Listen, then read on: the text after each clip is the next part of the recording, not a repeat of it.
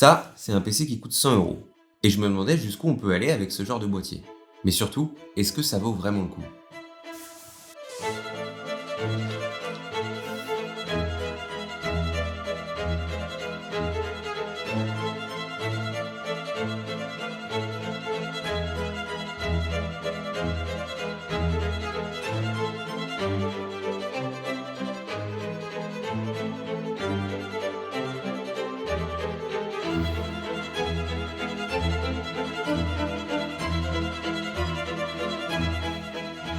Ah putain, oh là, ça galère hein. Là-dedans, il y a un Raspberry Pi 5 avec 8 Go de RAM. C'est le dernier et meilleur modèle de Raspberry Pi disponible. Et étonnamment, c'est tout ce qu'il nous faut pour faire tourner les derniers jeux. Et la première chose à faire, c'est de le monter. Quand vous allez monter le Raspberry Pi, il n'y a pas énormément de choses à faire. Une des choses à faire, c'est d'utiliser ce qu'on appelle le Raspberry Pi Imager qui va vous permettre de mettre l'OS dessus. Sur un PC traditionnel, ça va être Windows, mais sur le Raspberry Pi, on va utiliser Linux. Et plus précisément, ce qu'on appelle une distribution de Linux. Pour faire simple, une distribution, c'est quelque chose qui vient avec plein de choses déjà installées pour que ce soit facile à utiliser et confortable. Le plus connu, c'est Ubuntu, qu'on peut installer sur le Raspberry Pi, mais ici j'ai choisi d'utiliser le PiOS, qui est en fait le système d'exploitation de Raspberry Pi et qui est optimisé pour. Ça a son importance parce que ça a souvent des meilleures performances qu'utiliser un autre système d'exploitation, puisque ce PC est très spécial. Quelque chose d'autre qui va être important, c'est le refroidissement que j'ai utilisé. Il y a deux types de refroidissement, ce qu'on appelle le refroidissement actif et aussi le refroidissement passif. Un refroidissement actif, ça va être par exemple avec un ventilateur ou un water cooling, et un refroidissement passif, ça va être juste le radiateur par exemple d'un ventirad. Vous pouvez utiliser les deux, souvent le refroidissement actif a des meilleures performances qu'un refroidissement passif, c'est pour ça que j'ai choisi ça pour ce montage. Une fois que vous avez installé votre carte micro SD dans le Raspberry Pi et votre refroidissement, il suffit juste de le brancher. Comme pour un PC traditionnel, une fois que vous l'avez branché, vous allez avoir quelques petites étapes de setup.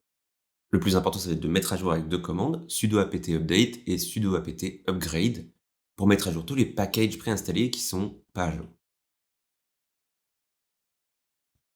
On sait tous qu'un Raspberry Pi, c'est pas assez puissant pour faire tourner tous les jeux. Mais alors comment c'est possible? Le Raspberry Pi, c'est ce qu'on appelle un nano-ordinateur. Donc il n'a pas du tout les mêmes performances qu'un PC qu'on peut avoir chez soi dans une tour ou même un ordinateur portable. Ce genre d'outil est plus souvent utilisé dans la domotique par exemple, ou des projets qu'on appelle du IoT, et même dans la robotique. Ce qui en fait un outil très très connu dans l'électronique et dans l'informatique, mais pas dans le gaming. Et moi je me suis demandé, sur un ordinateur qui est si petit et si peu cher, est-ce que c'est possible de faire tourner des jeux? Techniquement oui, des jeux rétro, on pourrait les faire tourner, il y a beaucoup d'OS qui permettent de faire de l'émulation de jeux rétro. Vous voyez des fois même peut-être en magasin des consoles de jeux, type rétro, qui tournent en fait sur un Raspberry Pi. Mais moi je voulais faire tourner des jeux modernes. Il y a une solution pour ça. Cette solution, c'est ce qu'on appelle le cloud gaming.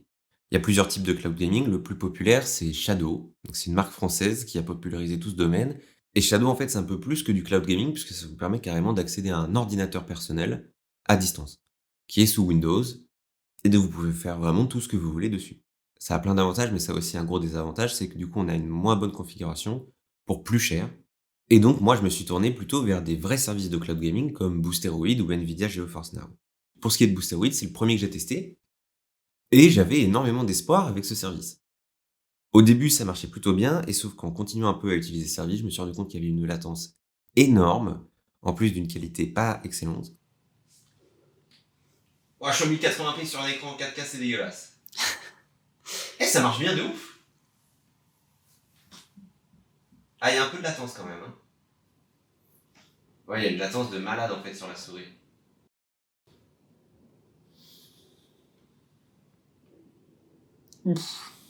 Aïe, aïe, aïe, aïe, aïe, ouais, ça marche carrément pas. Et je pensais que c'était dû au Raspberry Pi, et là j'ai commencé à perdre espoir. Sauf qu'en fait, je me suis rendu compte très vite que c'était pas dû au Raspberry Pi, enfin, pas exactement, c'est surtout que l'architecture du processeur entre Boosteroid et mon Raspberry Pi ne sont pas compatibles.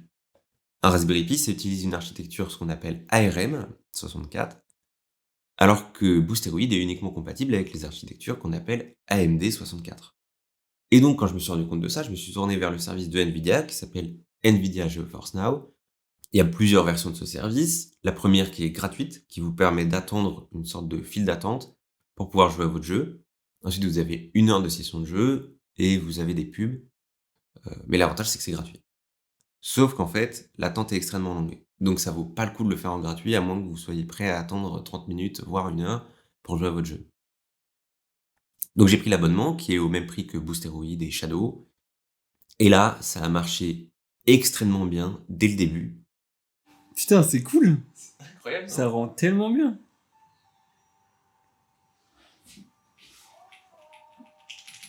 Oh mec, il y a zéro latence. Tu vois? Ah, c'est clean.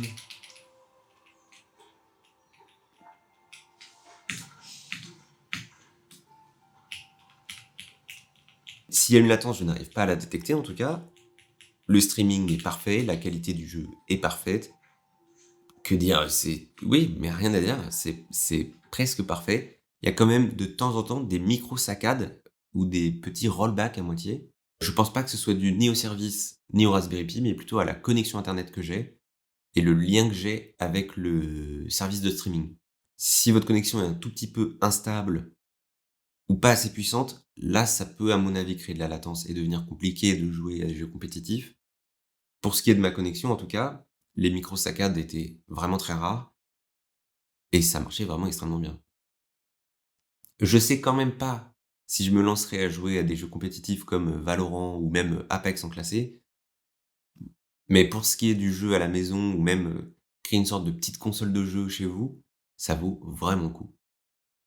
Si vous êtes un joueur occasionnel, finalement, vous pouvez créer une micro-console de jeu comme celle-ci, qui prend pas du tout de place, que vous pouvez brancher à un écran ou une télé, sur lequel vous pouvez aussi brancher une manette, lancer votre service et jouer.